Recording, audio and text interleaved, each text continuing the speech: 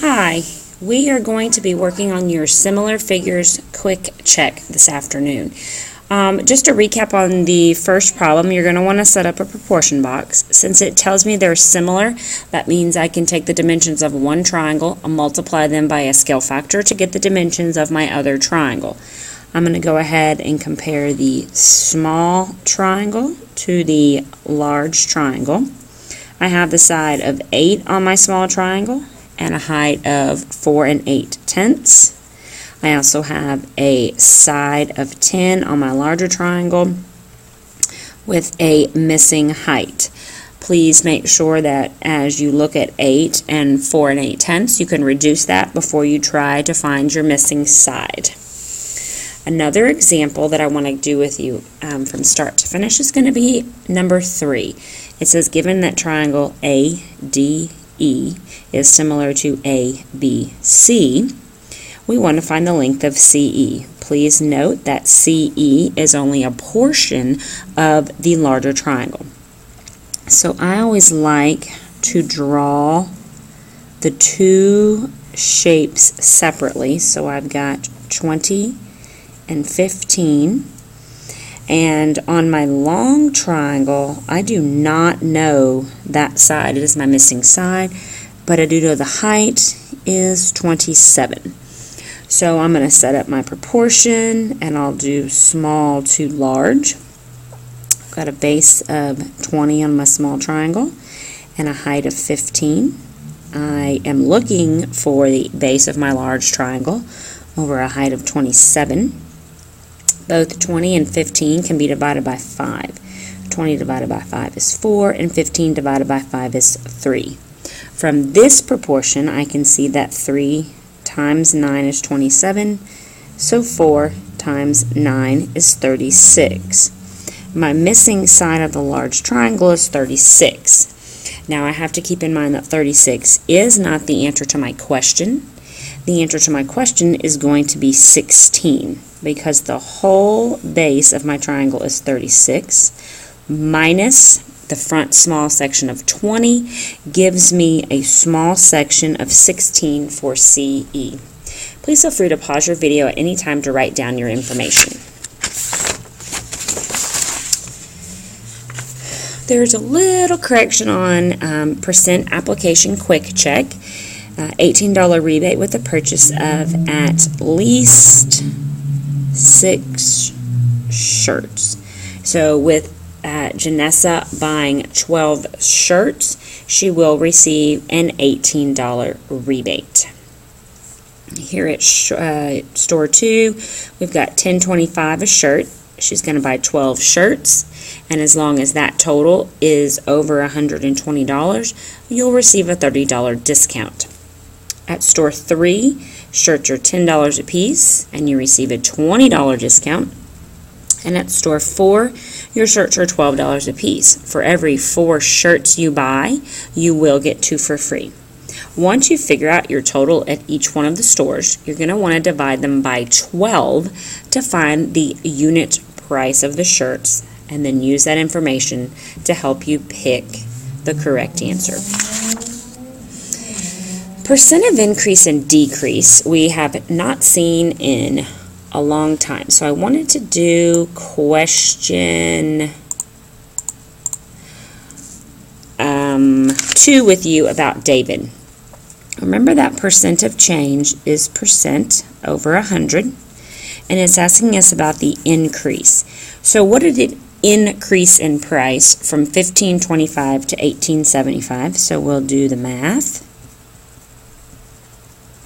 And we get $3.50. So the percent it increased will be relating to $3.25 when we're talking about, $3.50 when we're talking about the money. So we do not want to pick A, C, so it's between B and D. Now the 100 is the whole amount as a percent, so the whole amount for this shirt is originally $15.25, so we're going to pick answer choice D. As we look at number 3, we're talking about Rosemarie buying 2 pairs of shorts, 4 pairs of socks, and we're talking about tax rate of 5%. And the question asks, what is the total amount of money that Rosemarie spent? Before we can figure out the amount of tax, we have to figure out how much she spent for just her items. So we bought $21.50 times 2 because she bought 2 pairs of shoes. So that'll be $43 on shoes and $3.25 times 4 because she bought 4 pairs of socks. So in total, 43 plus 13 is $56. That is how much she spent on her items. We're going to take $56. Ms. Parente, if you're in the building. So we're going to take the amount times your percent as a decimal. Remember, y equals kx. So y is the tax, k is the percent as a decimal, and the x is the whole amount. 2 digits behind the decimal were moved 2 times, so we spent $2.80 in tax. Now we have to see if we answered the question. Have we figured out the total amount spent? We have not. So we'll take the $56 for her items, and we're going to add the amount of tax. So she will spend $58.80, and we will bubble that in. All right, I'm going to go ahead and do one last problem with you. Let's do number 2 on the last part. Student tickets are $6.25 each at a local movie theater. Which proportion can be used to find the number of tickets, or T, that can be purchased with $25? A great strategy for using a question like this is to first set up our own proportion. We are going to compare the number of tickets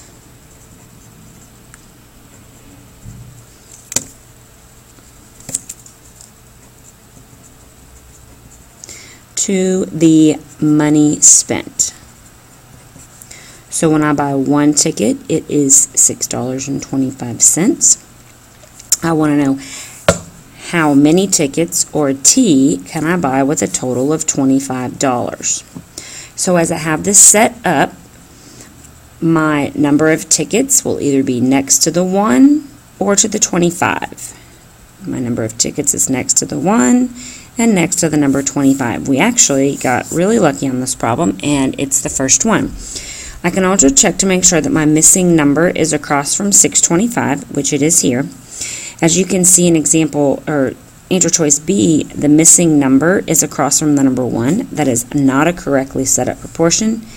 Across from 1 and across from 25. So none of these proportions are set up similar to the one we found.